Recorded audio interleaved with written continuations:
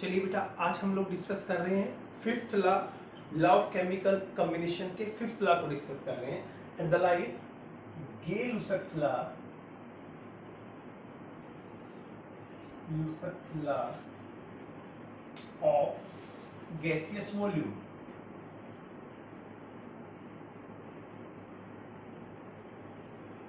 Gay-Lussac's law of gaseous, ठीक है जी।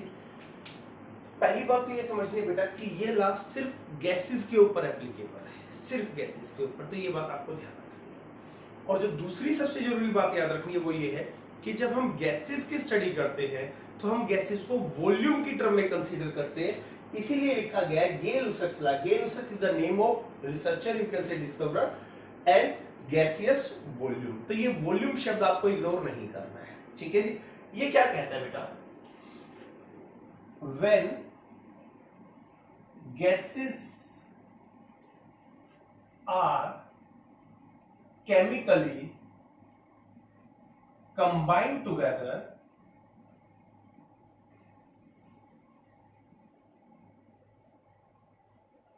to form gaseous product,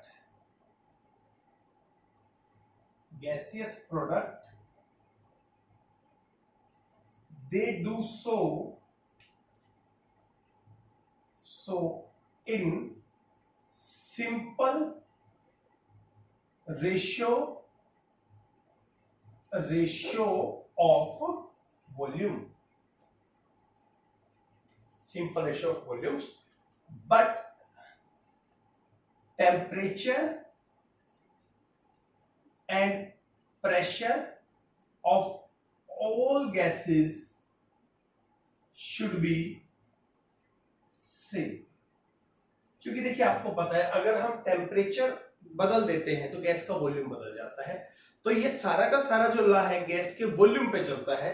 तो ये है हमारे पास बेटा जी गे-लुसैक्स लॉ। समझिए एक बार कि when gases are chemically combined, जब कोई भी गैसेस आपस में केमिकली कंबाइन करती हैं टू प्रोड्यूस गैसियस प्रोडक्ट, और गैसियस ही प्रोडक्ट बनाती हैं, तो उनके बीच में एक सिंपल रेशियो होती है इन terms of volume.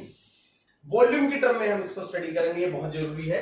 And temperature और pressure will always remain same, क्योंकि अगर आप टेम्परेचर प्रेशर बदलेंगे तो आपके रिजल्ट में वेरिएशन आ जाएगी, क्योंकि volume is directly proportional to temperature. तो यहां ये जानना जरूरी है बेटा आपका कि we should discuss in terms of volume, discuss in terms of volume. किसकी टर्म में डिस्कस करने वाले हैं हम इसको? वॉल्यूम की टर्म में डिस्कस करने वाले, ठीक है। तो चलिए एक एग्जांपल से समझते हैं बेटा। मान लीजिए मेरे पास मैं हाइड्रोजन और ऑक्सीजन की हेल्प से वाटर बना रहा हूं बेटा जी, और वाटर में किस फॉर्म में ले रहा हूं? वेपर फेज में, क्योंकि गैसेस की बात हो रही है ना, ये आपको ध्यान रखना पड़ेगा। तो जनरली क्या होता है बेटा जी, 2H2 plus O2 will form 2H2। सही तरीका ये लिखने का इसको प्रॉपर वे में, क्योंकि बैलेंसिंग भी जरूरी है। अब देखिए यहां क्या है, यहां रेशियो है 2:1:2।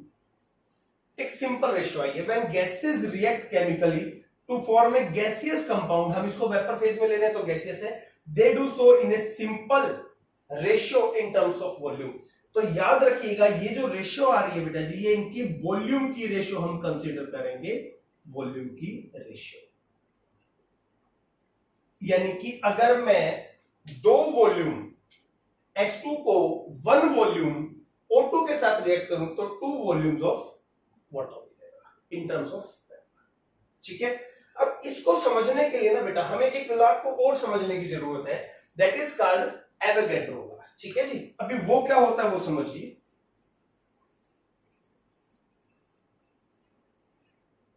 क्योंकि इसके बिना ये प्रॉपर जस्टिफाई होता नहीं। ये लॉ क्या कहता है बेटा जी, according to this law equal volume of all gases contain equal number of molecules, equal number of molecules। यानी अगर हम इक्वल वॉल्यूम ले ले, देखिए कैसे, क्या कहना चाह रहे हैं हम लोगों ने बेटा एक बार मोल कंसेप्ट पढ़ा है। मोल कंसेप्ट में आपने समझा होगा कि 22.4 लीटर अगर कोई भी गैस है तो उसका हम मान लेते हैं 1 मोल, और उसके नंबर ऑफ पार्टिकल कितने होते हैं, एवोगैड्रो नंबर ऑफ पार्टिकल। ठीक है, तो मान लीजिए मैं इक्वल वॉल्यूम ले लूं, फॉर एग्जांपल अगर मैं यही वॉल्यूम O2 के लिए ले रहा हूं तो वो O2 का 1 मोल होगा, तो उसमें O2 कितने होंगे, एवोगैड्रो नंबर होंगे। अगर मैं इतनी ही वॉल्यूम H2 के लिए ले लूं बेटा तो वो H2 का 1 मोल होगा, और number of molecule of H2 कितने होंगे, ऑफ O2 लिख लीजिए, ऑफ H2 लिख लीजिए। और यही अगर मैं N2 के लिए ले रहा हूं इतनी ही लीटर वॉल्यूम, तो N2 का भी 1 मोल होगा बेटा मेरे पास, तो उसके भी नंबर ऑफ मॉलिक्यूल कितने आ जाएंगे, एवोगैड्रो के बराबर। यानी अगर हम इक्वल वॉल्यूम लेके चलते हैं किसी भी गैस की, तो जो नंबर ऑफ मॉलिक्यूल्स हैं वो हमेशा सेम रहते हैं, ये आपको समझना है। ठीक है, number of molecules will always remain same if we take equal volume of gases, this is our law of Avogadro. तो जब हम इनको वॉल्यूम के टर्म में बेटा जी रिएक्ट करते हैं, वॉल्यूम कंसीडर करके चलते हैं, वॉल्यूम फिक्स रखनी है, एक यूनिट रखनी है, मिलीलीटर रखो तो सबका मिलीलीटर, लीटर रखो तो सबका लीटर। तो क्या होता है, उनके बीच में एक सिंपल रेशियो पाई जाती है। ठीक है, मैं अगर आपको इस तरीके से दिखाऊं बेटा, मान लीजिए मेरे पास ये H2 है, ठीक है, और 2 यूनिट ऑफ H2 है। 2 यूनिट ऑफ H2 से मेरा मतलब है H2 की 2 वॉल्यूम है। ठीक है, और मैं इसे 1 वॉल्यूम ऑफ O2 से रिएक्ट कर रहा हूं, यानी कि 1 यूनिट ऑफ O2, तो क्या बन रहा है बेटा जी, 2 volume of H2O, 2 unit volume of H2।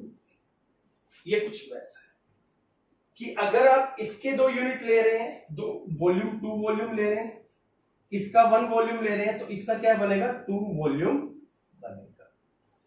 कैसे, समझिए। अब मान लीजिए बेटा मैं इसके वॉल्यूम को हाफ कर देता हूं, ठीक है, इसके वॉल्यूम को भी हाफ कर देता हूं, तो अब क्या हो गया, ये भी 1 वॉल्यूम है, ये भी 1 वॉल्यूम है, ये भी 1 वॉल्यूम है। तो इक्वल वॉल्यूम अगर होता है गैसेस का, तो एवोगैड्रो लॉ के हिसाब से नंबर ऑफ मॉलिक्यूल्स बराबर होते हैं। तो मैं मान लेता हूं कि भैया इसमें भी x मॉलिक्यूल है, इस हाफ हिस्से की बात कर रहे हैं बेटा, इसमें भी x है और इसमें भी x है। ठीक है, वी कैन से x। तो अब क्या हुआ है, आधे में ऊपर वाले में भी x होंगे और यहां भी x होंगे, यानी कि अगर ये 2x है, ये x है, तो ये कितना बन रहा है, 2x। ये अगर 2 है, ये 1 है, तो ये क्या बन रहा है, 2 बन रहा है। तो वॉल्यूम और जो आपका मॉलिक्यूल्स है बेटा जी वो कोरिलेट होते हैं with the help of Avogadro. ठीक है, कुछ और एग्जांपल देखते हैं बेटा, इधर देखिए एक बार, हम लोग गेल-लुसाक्स लॉ के एग्जांपल देख रहे हैं।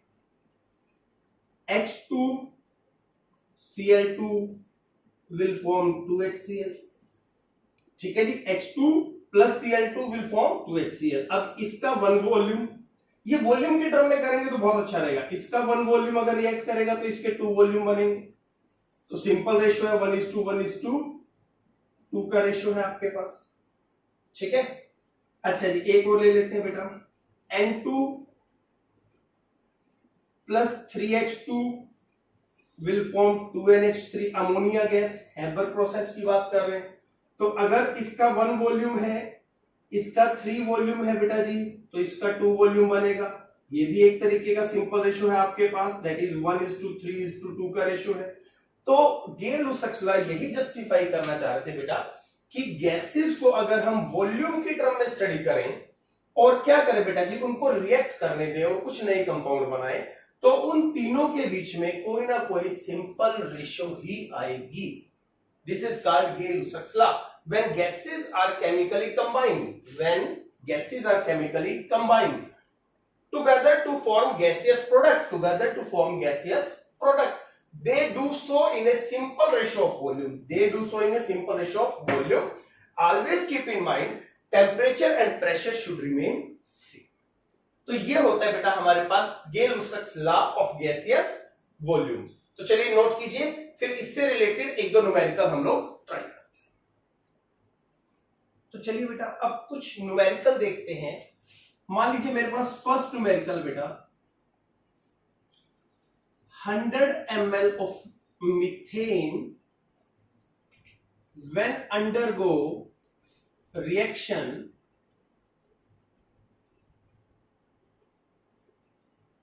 with oxygen, or you can say required oxygen,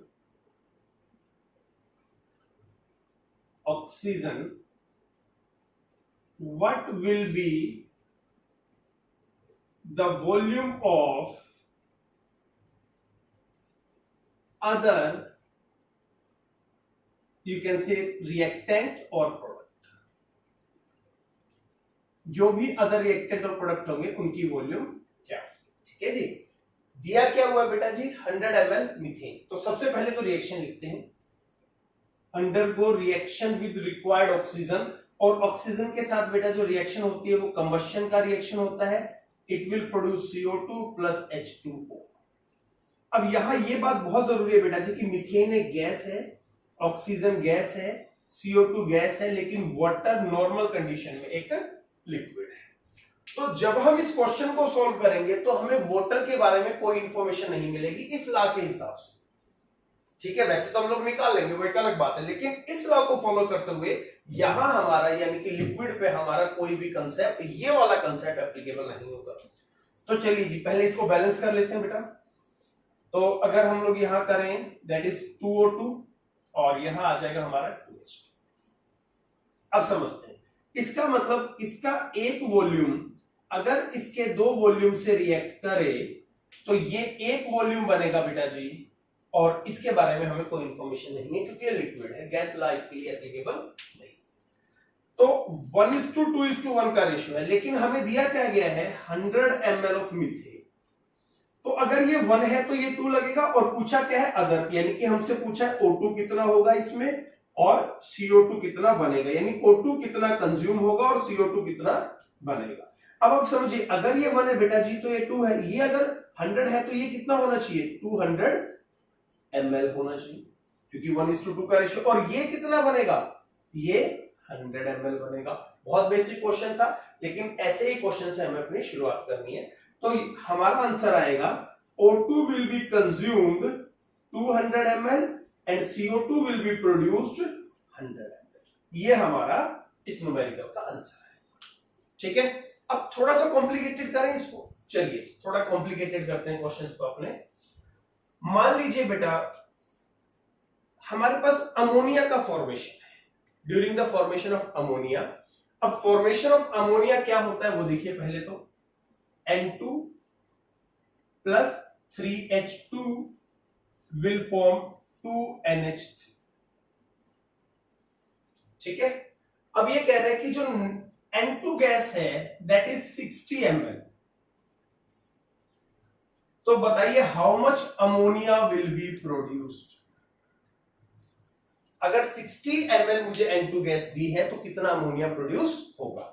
सबसे पहले बेटा जी बैलेंसिंग चेक कर लीजिए, ऑलरेडी बैलेंस है।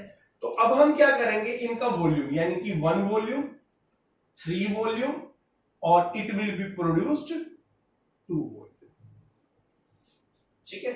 और यहां पे एक थोड़ा सा और इसको कॉम्प्लिकेटेड करते हैं, और ये कहता है कि जो H2 है वो भी 60 ml है मेरे पास, दोनों ही 60 ml है, और हमें अमोनिया बताना है कितना बनेगा, ठीक है। तो अभी देखिए ये 1 है, 1 वॉल्यूम, ये 3 वॉल्यूम, ये 2 वॉल्यूम, और हमें दिया क्या हुआ बेटा जी नाइट्रोजन कितनी है 60 ml, ये भी कितना है 60 ml, और ये कितना है ये हमें कैलकुलेट करना है।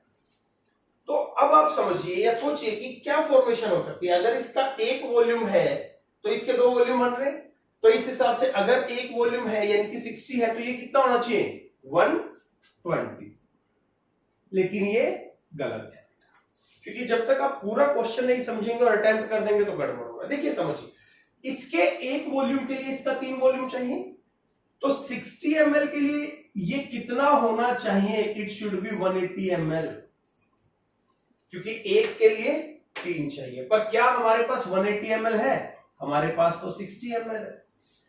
और केमिस्ट्री में बेटा जी जो रिएक्टेंट कम अमाउंट में होता है, आगे हम लोग पढ़ेंगे स्टोइकियोमेट्री में, उसे हम लिमिटिंग रिएजेंट कहते हैं। क्या वर्ड यूज करते हैं? जैसे अब इन दोनों में देखिए, ये 60 होना चाहिए था, ये तो 60 है, ये 180 होना चाहिए था, ये 60 है, तो ये एक तरीके से कम वॉल्यूम में अवेलेबल है, तो जल्दी कंज्यूम कौन होगा? ये हो जाएगा। तो इसे हम क्या नाम देते हैं बेटा? We use the term limiting reagent.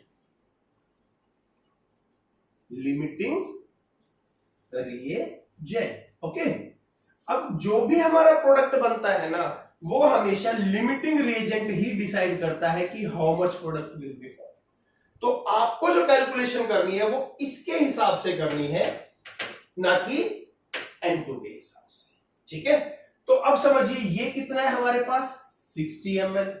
तो अब सोच के देखिए बेटा जी, अगर ये हमारा 60 है, या हम उस पे आते हैं अपनी वॉल्यूम पे, अगर मुझे H2 की 3 वॉल्यूम चाहिए, तो उस दौरान N2 की कितनी वॉल्यूम से काम चल जाएगा? 1 वॉल्यूम से। और अगर ये 1 होगा तो ये, और अगर ये 60 ml होगा तो मल्टीप्लाइड बाय 60, दैट इज 20।